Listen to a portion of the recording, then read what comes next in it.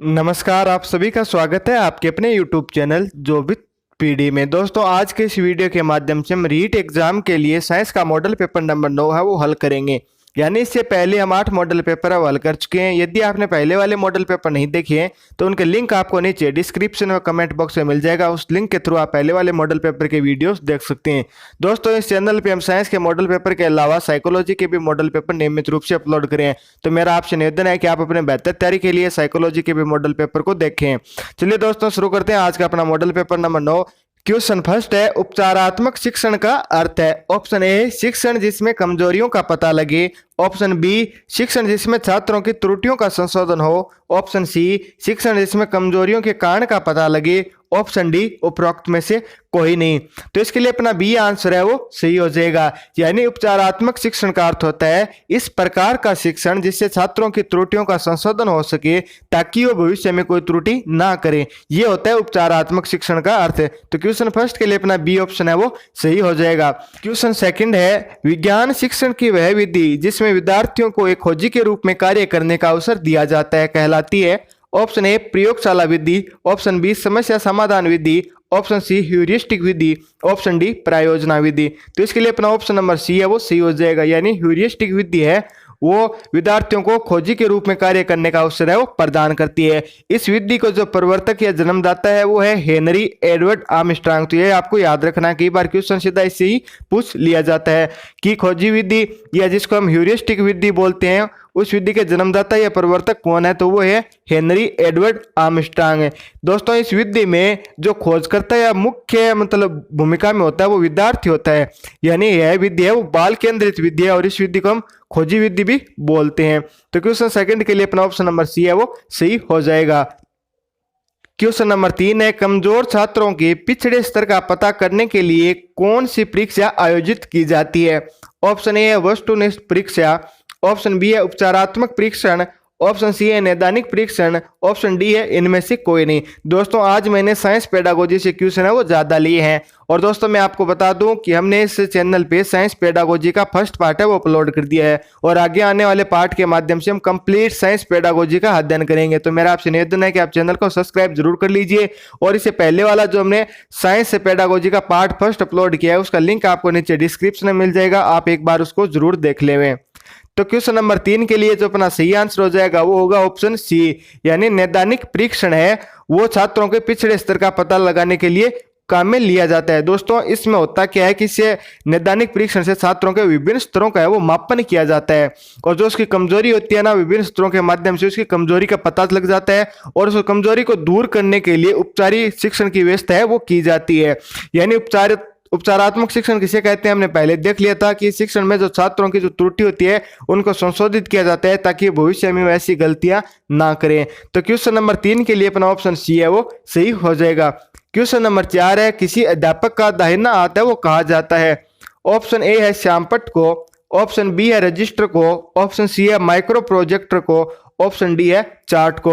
तो दोस्तों, किसी भी जो टीचर का दाहिना हाथ कहा जाता है दोस्तों वो कहा जाता है श्यामपट्ट। यानी ब्लैक बोर्ड को टीचर का दाहिना हाथ है वो कहा जाता है। तो यानी क्वेश्चन नंबर 4 के लिए अपना ऑप्शन ए है वो सही हो जाएगा।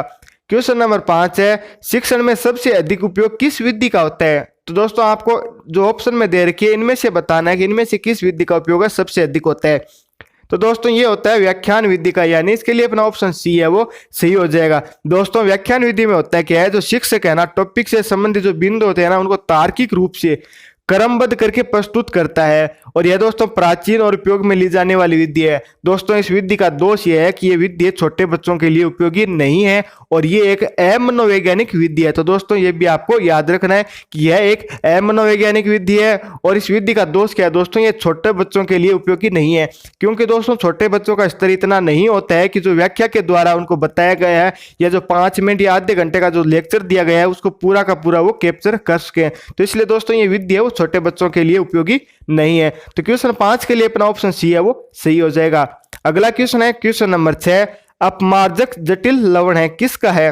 ऑप्शन ए है सोडियम का। ऑप्शन बी है कैल्शियम का। ऑप्शन सी है कार्बन का। ऑप्शन डी है मैग्नीशियम का। तो दोस्तों, जो अपमार्जक होता है ना वो सोडियम का जटिल लवण है, यानी इसके लिए अपना ऑप्शन ए है वो सही हो जाएगा। दोस्तों जो अपमार्जक है वो सोडियम और पोटेशियम के उच्च वसीय अम्लों के सल्फेट एवं सल्फोनेट्स होते हैं। तो दोस्तों ये आपको याद रखना है कि ये सोडियम एवं पोटेशियम के उच्च वसीय अम्लों के सल्फेट एवं सल्फोनेट्स होते हैं। तो क्वेश्चन नंबर 6 के लिए अपना ऑप्शन ए है वो सही हो जाएगा। क्वेश्चन नंबर 7 है उध्रुवपातन का गुण पाया जाता है। ऑप्शन ए है सोडियम क्लोराइड में, ऑप्शन बी है कैल्शियम क्लोराइड में, ऑप्शन सी है अमोनियम क्लोराइड में, ऑप्शन डी है मैग्नीशियम क्लोराइड में।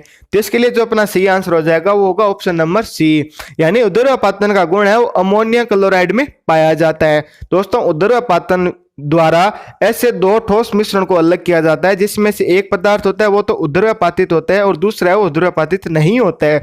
इस विधि से कपूर, एंथ्रासीन, नेफ्थलीन और अमोनियम क्लोराइड आदि को अलग किया जाता है। तो क्वेश्चन नंबर 7 के लिए अपना ऑप्शन सी है वो सही हो जाएगा। क्वेश्चन नंबर 8 है समसूत्री विभाजन में सबसे लंबी परावस्था है।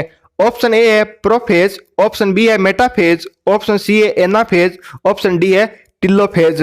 तो दोस्तों जो सबसे लंबी परावस्था होती है वो होती है प्रोफेज, यानी इसके लिए अपना ऑप्शन ए है वो सही हो जाएगा। समसूत्री विभाजन की जो 5 अवस्थाएं होती है, 5 परावस्था होती है, उनमें से सबसे लंबी प्रोफेज होती है। प्रोफेज अवस्था ये 5 उप अवस्था में पूरी होती है, वो है लेप्टोटिन, जाइकोटिन, पेंकोटिन, डिप्लोटिन और डाइकेनेसिस के अंदर दोस्तों ये समसूत्री विभाजन है वो कंप्लीट होता है, यानी क्वेश्चन नंबर 8 के लिए अपना ऑप्शन ए है वो सही हो जाएगा।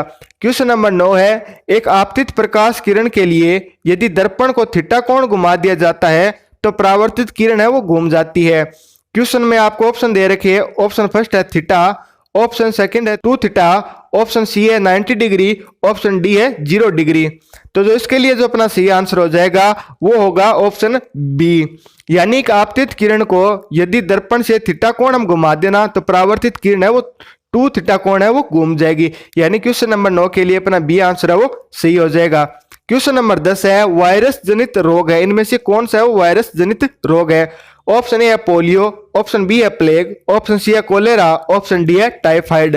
तो इसके लिए अपना ऑप्शन ए है वो सही हो जाएगा। पोलियो है वो वायरस जनित रोग है, जबकि ये प्लेग, कोलेरा, टाइफाइड है ये जीवाणु जनित रोग है, यानी क्वेश्चन नंबर 10 के लिए अपना ऑप्शन ए है वो सही हो जाएगा। अब दोस्तों जो क्वेश्चन आपको पिछले वीडियो में पूछा गया था, क्वेश्चन इस प्रकार था कि अम्लीय वर्षा वनस्पति को नष्ट करता है क्योंकि इसमें होता है। तो दोस्तों इसके अंदर सल्फ्यूरिक अम्ल होता है, इसलिए जो अम्लीय वर्षा है वो वनस्पतियों को नष्ट करती है। तो यानी इसके लिए अपना ऑप्शन बी है वो सही हो जाएगा।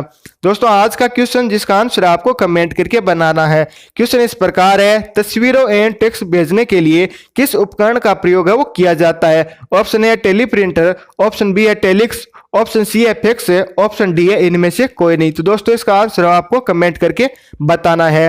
दोस्तों आज के लिए बस इतना ही, उम्मीद करता हूं आज का वीडियो आपको पसंद आया होगा और वीडियो आपके लिए उपयोगी साबित हुआ होगा। तो वीडियो को लाइक और शेयर जरूर करें, हमारे साथ जुड़े रहने के लिए चैनल को सब्सक्राइब भी कर दीजिए। फिर मुलाकात होगी इसी प्रकार एक और बेहतरीन वीडियो के साथ, तब तक आप हंसते रहिए, मुस्कुराते रहिए और देखते रहिए जो विद पीडी। जय हिंद, जय भारत।